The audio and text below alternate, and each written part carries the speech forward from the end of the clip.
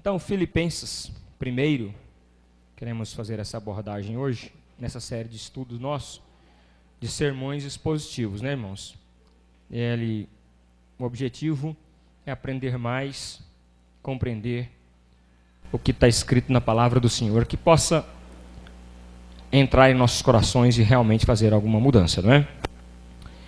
Paulo e Timóteo, servos de Cristo Jesus, a todos os santos em Cristo Jesus que estão em Filipos, com os bispos e diáconos, a vocês, graça e paz da parte de Deus, nosso Pai, e do Senhor Jesus Cristo. Agradeço a meu Deus toda vez que me lembro de vocês. Em todas as minhas orações, em favor de vocês, sempre oro com alegria, por causa da cooperação que vocês têm dado ao Evangelho. Desde o primeiro dia até agora, estou convencido de que aquele que começou a boa obra em vocês, vai completá-la até o dia de Cristo Jesus. Gente, essa abordagem de Filipenses, esse estudo que eu quero estar comentando aqui com vocês, é muito interessante, porque hoje em dia, as pessoas estão consumidas, têm consumido a alma dessas pessoas, que é a busca insaciável pela felicidade. As pessoas estão buscando a felicidade a qualquer custo. Custe o que custar, querem a felicidade.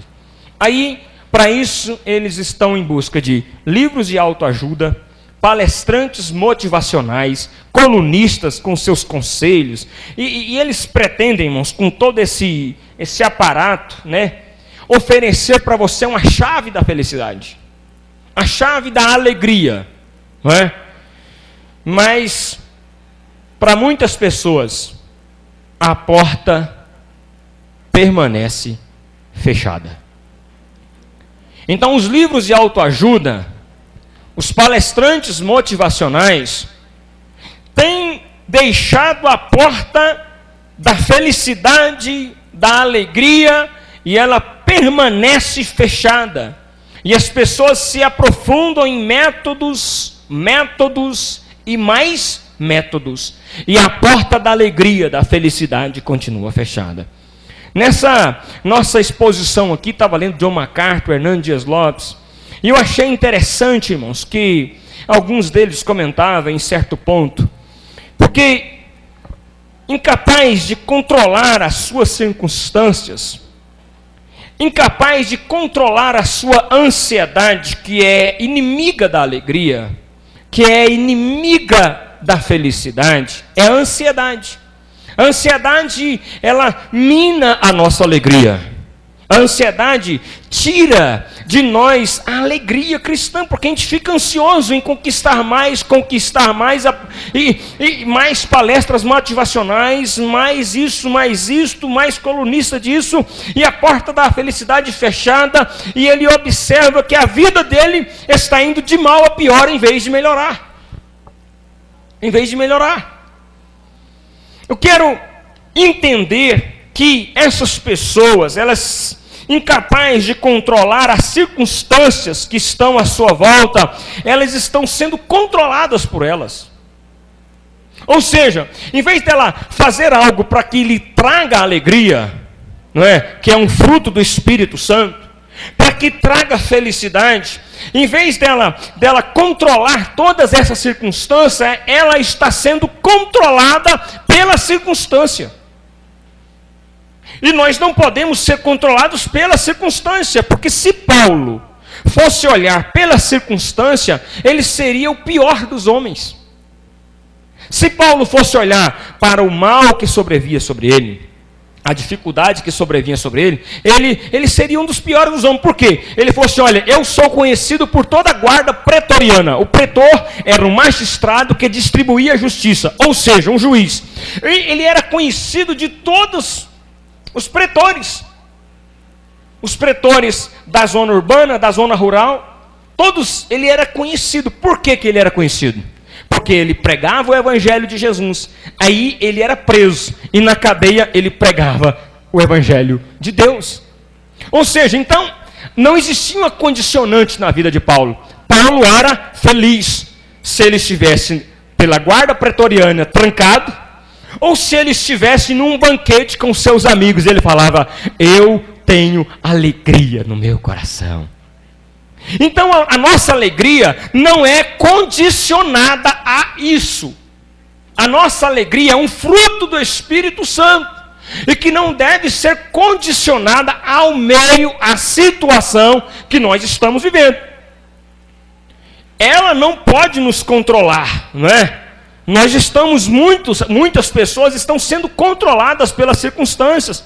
E eu acho interessante, irmãos, que a circunstância do escritor aqui, dos destinatários dessa breve epístola, não seriam um dos melhores momentos para falar de felicidade ou de alegria. Pegue todas as cartas. Judas, de Paulo, de João, de Pedro, Tito, Filemão. Todas as cartas que você pega, você vê que a circunstância que eles atualmente estavam, a circunstância que eles eram condicionados, não era um dos melhores momentos para chegar, pegar a caneta e o papel e falar: olha, sejam felizes, estejam alegres, estejam contentes em Deus. Por quê? Se eles fossem escrever o que eles passavam, eles escreveriam assim: estou preso, estou sentindo muita dor nas pernas, estou sentindo frio, estou num lugar escuro, lúgubre, sujo, fétido. Eles transcreveriam para nós, e o que nós teríamos era isso.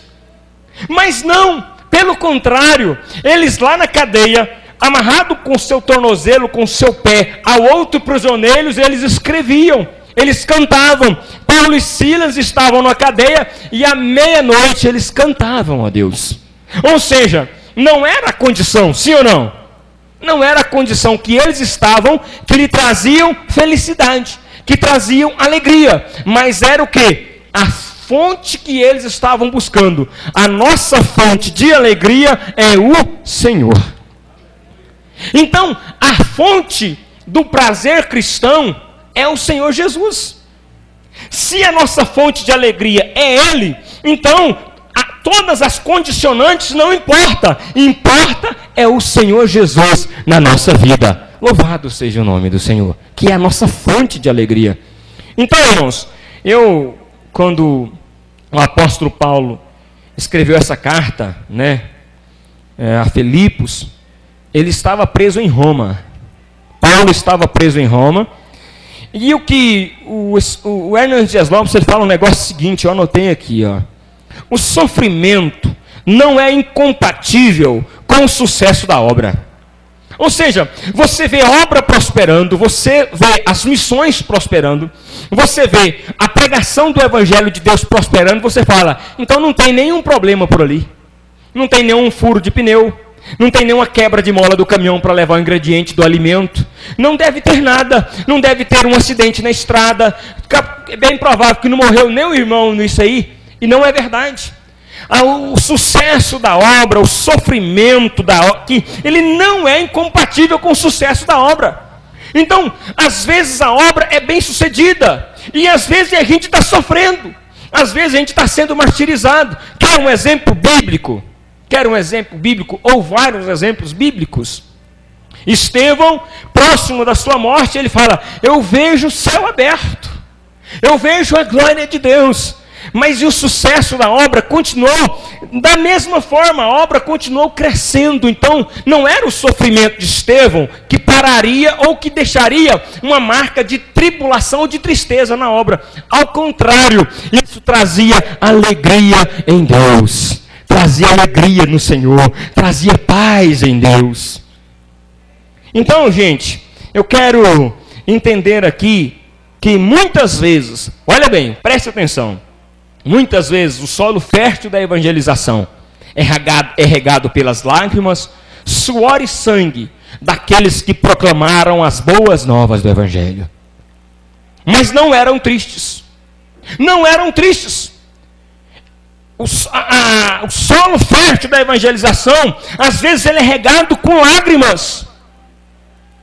regado com suor, regado com pessoas que estão chorando, que estão gemendo e que estão intercedendo. Então, Filipos era uma cidade importante no leste da Macedônia, hoje no nordeste da Grécia, né? A cidade também foi importante por causa das minas de ouro que se encontravam próxima das montanhas. Então a cidade tinha ouro, né? Filipos era uma cidade que tinha ouro e ficava próximo das montanhas ali. A cidade de Filipos foi a primeira igreja, um dado histórico aqui, ó. Primeira igreja fundada por Paulo na Europa. Primeira igreja fundada por Paulo na Europa, né? Então, durante a noite, Paulo teve uma visão, e esse texto aqui ele é bem conhecido, no qual o homem da Macedônia, né, estava de pé e suplicava: passe a Macedônia e ajuda-nos. Passa de lá para cá e vem nos ajudar aqui.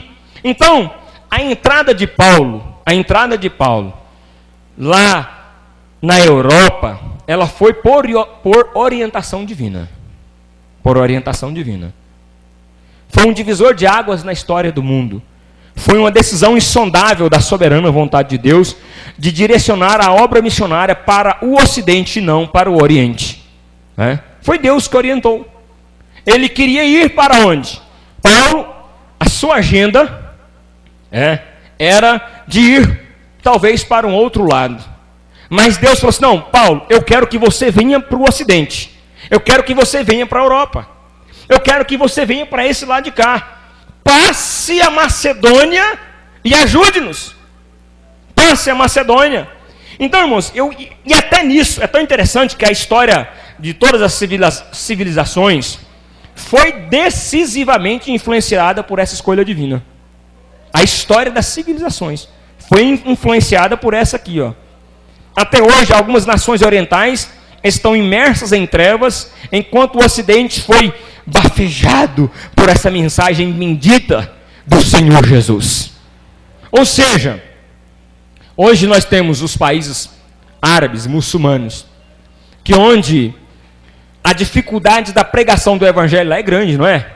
Você vai, por exemplo, pregar lá no Paquistão, no Afeganistão, vai falar de Jesus na Jordânia, vai falar de Jesus na Cisjordânia, vai falar de Jesus nesses locais aí. É uma dificuldade. E isso, a orientação que Deus deu a Paulo, passe a Macedônia e ajude-nos. Ou seja, Deus estava orientando as coisas para o futuro. Então tudo que acontece, irmãos, tem a orientação de Deus. Essa carta foi uma orientação de Deus. E é o que acontecia na vida de Paulo, dele não ir para o Oriente, e sim para o Ocidente, e ir para a Europa, pregar o Evangelho do Senhor, foi a orientação da soberana vontade de Deus. Preste atenção aqui o negócio. Nós precisamos andar na orientação de Deus, sim ou não? Nós precisamos fazer planos, sim ou não? Eu ouvi uma mensagem do meu amigo pastor Weber. Ele diz o seguinte: nós precisamos fazer os nossos planos. Nós precisamos, o livro de Provérbios fala do planejamento. Ele fala também da vida de Paulo e do seu planejamento. A vida de Jesus e o seu planejamento. A vida de Deus e o seu planejamento. Qual que é o nosso planejamento? Qual que é a nossa agenda? O que a gente está programando para a nossa vida? O que a gente está planejando para o ano de 2017? Qual é a nossa agenda? Eu preciso ter nós estamos aqui com um programa da leitura da Bíblia. Leitura bíblica, ler a Bíblia toda. E isso é extremamente importante e bom e bonito. É trivial nas nossas vidas. Ou seja, é um planejamento que você fez em ler a Bíblia. Nós precisamos fazer planos para adorar a Deus. Talvez nem todos os nossos planos serão concretizados. Porque Deus pode orientar-nos para passar a Macedônia e ajudar outras pessoas. Deus pode orientar-nos, em vez de ir para o Oriente, ir para o Ocidente. Mas isso não impede, prestem atenção, isso não impede de que a gente faça os nossos planos, de que a gente coloque a nossa agenda na mão de Deus. E a nossa agenda na mão de Deus é a melhor escolha que a gente faz, meus irmãos. A melhor coisa é colocar a nossa vida nas mãos do Senhor. A gente vê que O desejo de Paulo era entrar lá na Ásia. Sua agenda missionária levava para outras paragens. Contudo, Deus o redirecionou, mudou a sua agenda, a sua rota, o seu itinerário, e assim a Europa e não a Ásia. Que nós possamos ser controlados por Deus. Agora, tem gente que não quer ser controlado por Deus, mas também não planeja. Não faz algo para, não, eu preciso fazer. Paulo tinha uma direção. Paulo queria ir. Paulo estava no seu coração colocado naquilo, mas Deus direcionou para o outro lado. Vamos fazer o nosso planejamento, irmãos? Mas cumprir na íntegra a agenda de Deus. Não é? A gente vê aqui que os convertidos iniciais eram judeus ou prosélitos judeus. Os gentios eram minoria na congregação de Filipos. Ou seja, então a maioria daquela congregação era ali de judeus ou prosélitos, né? Os filipenses tinham um profundo afeto por Paulo, assim como de Paulo por eles. Embora fossem pobres, eles apoiavam financeiramente em um momento do seu ministério. A gente já vê isso aqui também, Filipenses 4,15, a gente vai estar detalhando depois essa ajuda financeira que foi oferecida a Paulo aí, né? Porque o texto, ele foi divinamente inspirado, de Filipenses, né? E Paulo tem ali a autoria. Ele escreve algumas cartas. Paulo escreve algumas cartas. Essa de Filipenses, essa carta de Filipenses, a de Colossenses, de Efésios e Filemon, quando se encontrava na prisão. Então são quantas cartas aqui? Vamos lá. 4 cartas no mínimo aqui, que Paulo se encontrava na prisão, não é? Paulo estava preso. Então, irmãos, a gente vê aqui que durante esse tempo que ele esteve preso em Roma, ele esteve fazendo a obra do Senhor. Durante o tempo que ele esteve preso, mas não prenderam a sua mão, não prenderam a sua mente, não, olha aqui, irmãos, não prendeu a sua atitude de alegria para com Deus. Mesmo preso em Roma, ele escreve Filipenses, Colossenses, Efésios e Filemon.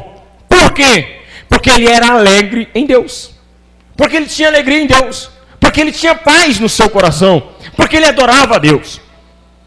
Outra coisa aqui, irmãos, eu quero ler aqui um pequeno trecho com vocês aqui, é o seguinte, ó. Deus apontou o rumo, deu a mensagem. Paulo adotou os melhores métodos. Paulo era um homem que enxergava sobre os ombros de gigantes. Ele tinha visão de farol alto. Era um missionário estratégico. Por que Paulo escreveu essa carta? E ele escreve essa carta de Filipenses com 2 propósitos em mente. Para agradecer à igreja de Filipos a sua generosidade, porque essa carta é a carta de gratidão à igreja pelo seu envolvimento com o apóstolo em suas necessidades. Ou seja, Deus apontou o rumo, Deus deu a mensagem e Paulo escolhe os métodos. Eu não sei como que você vai desenvolver o projeto que Deus tem. Mas Deus te deu um projeto, sim ou não? Deus te deu algo para cuidar.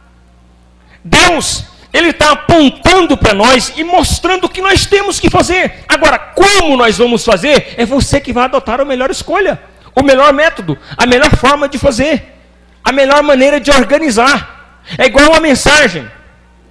O cara vai escolher o melhor método que ele tem para transcrever. Tem uns que gostam de digital, não é? Tem outros que gostam de papel. Tem outros que quase que decoram um texto em casa. Tem outros que... Ou seja, qual é o objetivo? O objetivo é a mensagem, não é? É a exposição do texto, não é, irmãos? Mas o método é meu. A escolha de forma de estudar, de horário de estudar. Tem o objetivo é o quê? A mensagem. É a pregação. Esse é o objetivo. Mas eu posso estudar de madrugada. Eu posso estudar de manhã. Eu posso estudar de noite. Eu posso estudar no trabalho, nas minhas horas vagas. Então, essa é a grande verdade, irmãos. Essa é a grande verdade. Deus deu o método, Deus deu a mensagem, e Paulo escolhe os melhores métodos, porque Deus apontou o rumo para ele. A igreja de Filipos, ela enfrentava dois sérios problemas. Um interno e outro externo. O primeiro problema que a igreja de Filipos estava enfrentando era a quebra da comunhão. Primeiro problema que a igreja de Filipos enfrentava era a quebra da comunhão. Nós estamos hoje em um momento de ceia. Um momento de ceia, a ceia do Senhor. A igreja de Filipos, ela passava por esse problema. Ela enfrentava o problema da comunhão. Veja bem, uma igreja, ela é uma koinonia. A comunhão e a participação de todos.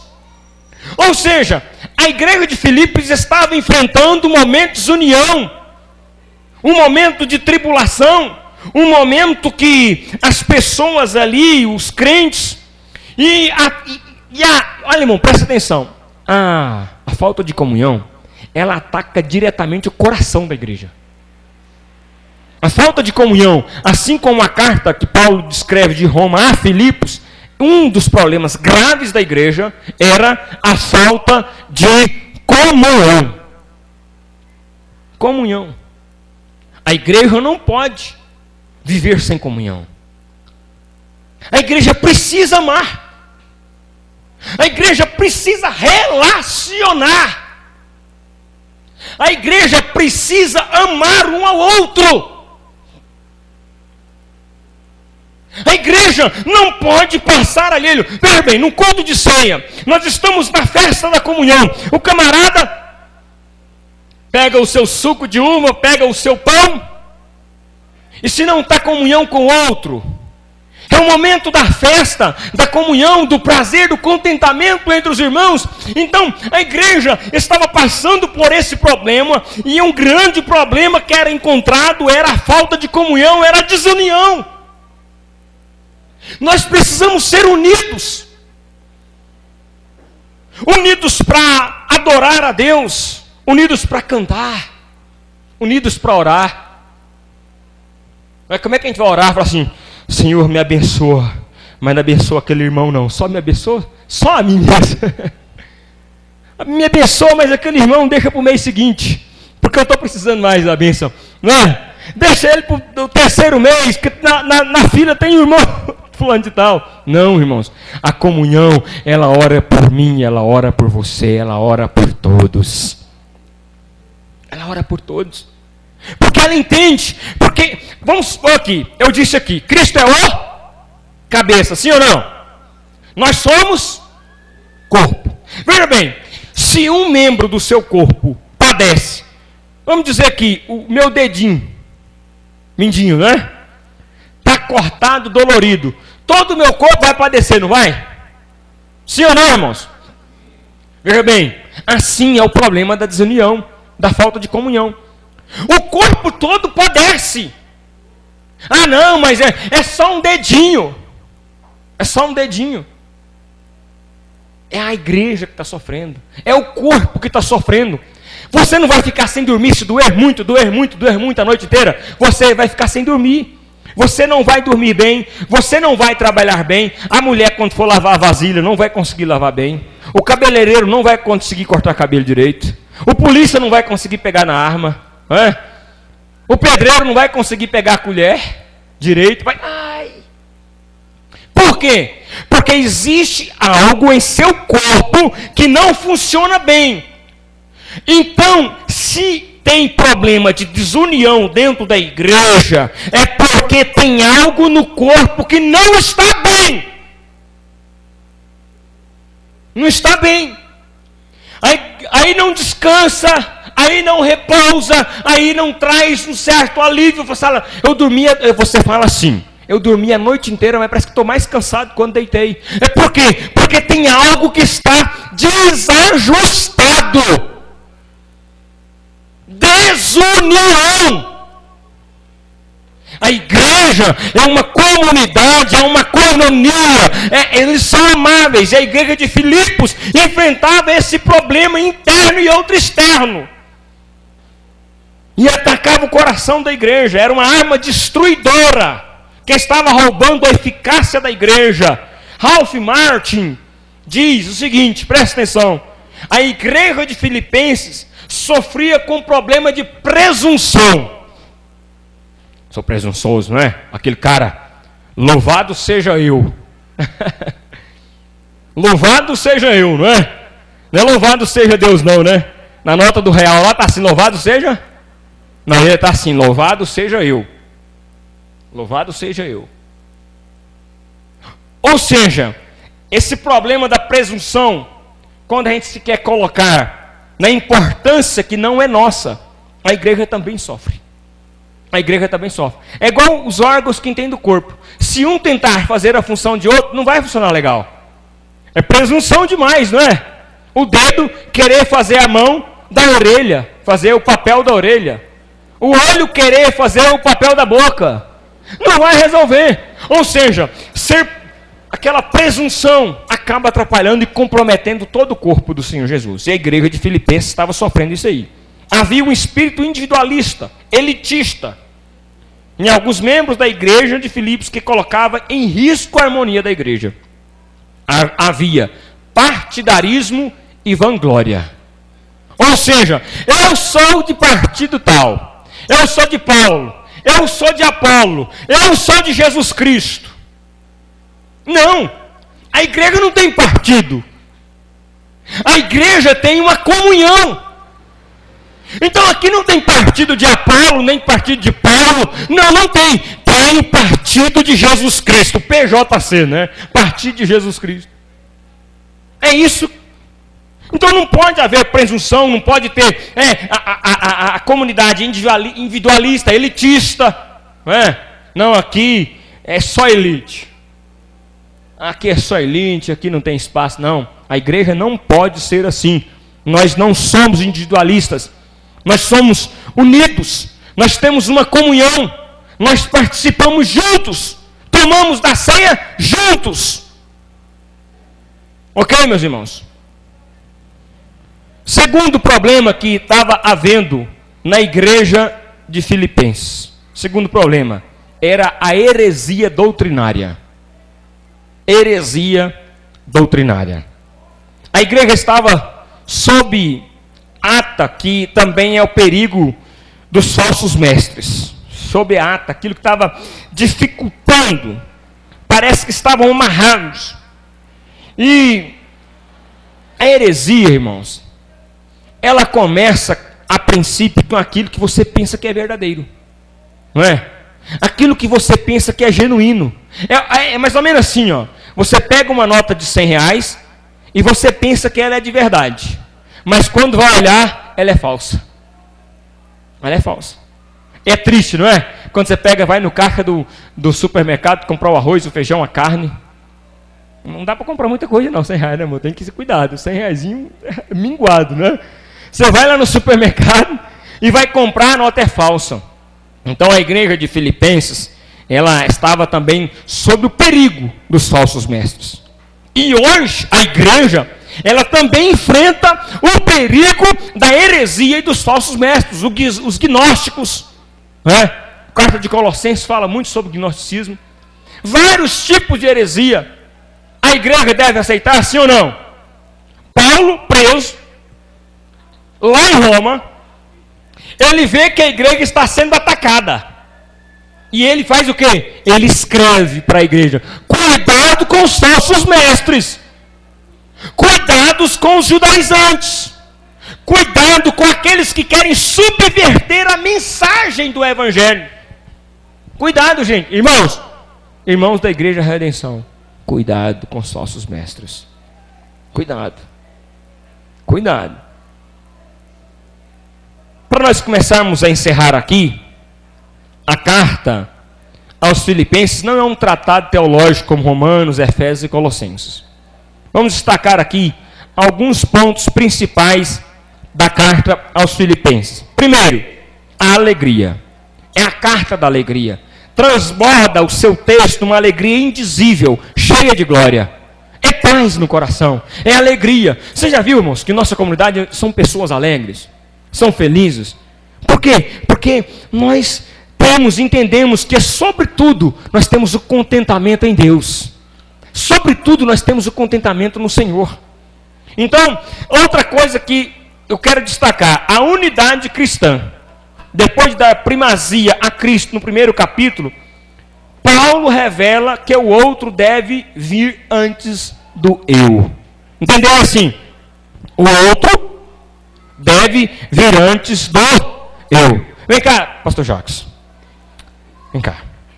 Ou seja, nesse segundo ponto dessa introdução, que nós fomos aqui da exposição a Filipenses, é exatamente isso. Primeiro ponto é alegria, transbordar de alegria, felicidade, contentamento em Deus. O segundo ponto é esse, é a unidade cristã, que Paulo queria destacar. Ele fala o seguinte, olha, você, Jackson, deve vir antes de mim. O próximo deve vir antes do eu. O próximo antes de mim. Porque se a igreja trabalhar dessa forma, se a igreja ver assim dessa forma, nós seremos melhores. Porque nós vamos contribuir mais para o próximo, nós vamos ajudar mais o próximo, nós vamos aconselhar mais o próximo. Por quê? Porque o próximo vem antes do eu. Deus abençoe. O próximo vem antes do eu. O problema é que a gente faz o quê? Exatamente o contrário. A gente coloca eu antes do irmão. A gente coloca o eu sempre na frente. A Bíblia tem uma canção que fala que diminua o meu eu, né? Que ele cresça, eu diminua. Porque nós temos a mania de colocar o nosso eu à frente até de Jesus. A gente coloca o eu na frente do Cristo ressurreto. O eu, ele é secundário. A gente precisa entender que Paulo fala, olha, que o outro deve vir antes do eu. Compreendido, meus irmãos? Compreendido, meus irmãos? O amor não é egocentralizado, mas autocentralizado. Egocentralizado. Louvado seja eu. Em mim. Em si mesmamento. Eu sou cabeça. Não tem aí, irmãos, uma classe de crentes que fala, nós somos cabeça. Eita, irmão. Está tomando o lugar de Cristo. Porque o cabeça segundo a Bíblia sagrada é Cristo Jesus. Porque dele, para ele e por ele são todas as coisas. Tudo é dele. Tudo é dele. Então, não é o amor egocentralizado. Não é em mim. Aí por isso que nós temos aquele crente que se faz de vítima, né? Tudo ele se faz de vítima, ele é vitimizado sempre. Ai, meu Deus. Aí o pastor tem que fazer 3 visitas na semana por ele, né? Tem que estar todo dia mencionando ele no WhatsApp, tem que estar falando. Ou seja, egocentralizado. Aí se falar do irmão do outro, se falar do outro, mas o pastor não falou de mim? Não, irmãos, o amor autocentralizado. Todos sendo contemplados. Todos serem contemplados. A unidade cristã. O segredo da unidade é sempre pôr o interesse dos outros na frente do nosso. 3. A pessoa de Cristo. Cristo é a figura central dessa carta.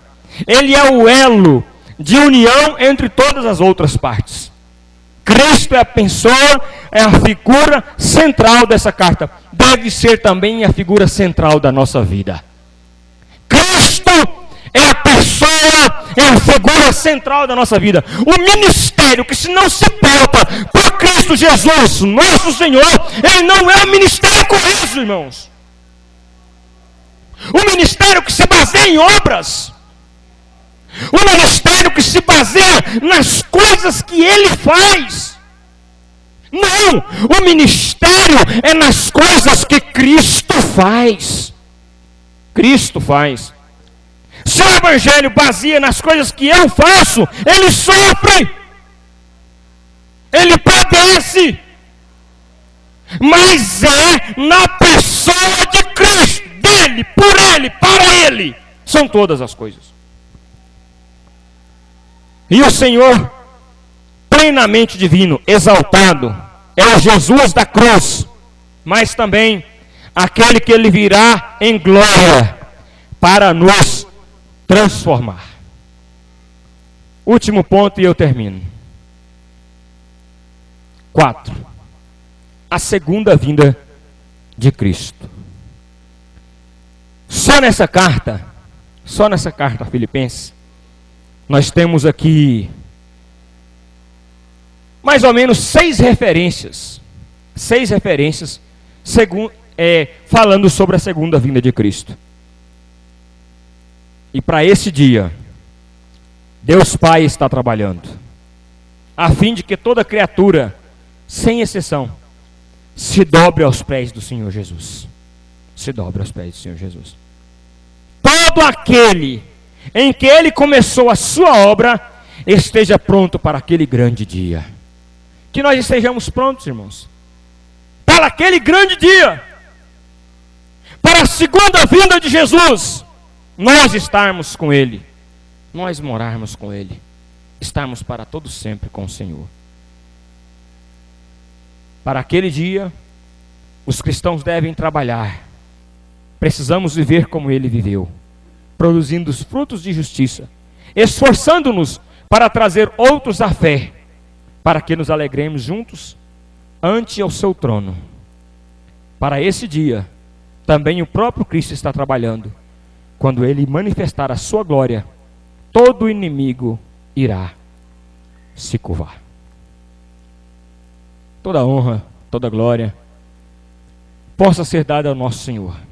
Vamos estar prontos, irmãos. Olha esse compêndio da carta, da epístola a Filipenses. Alegria, unidade cristã, pessoa de Cristo e a segunda vinda do nosso Senhor Jesus.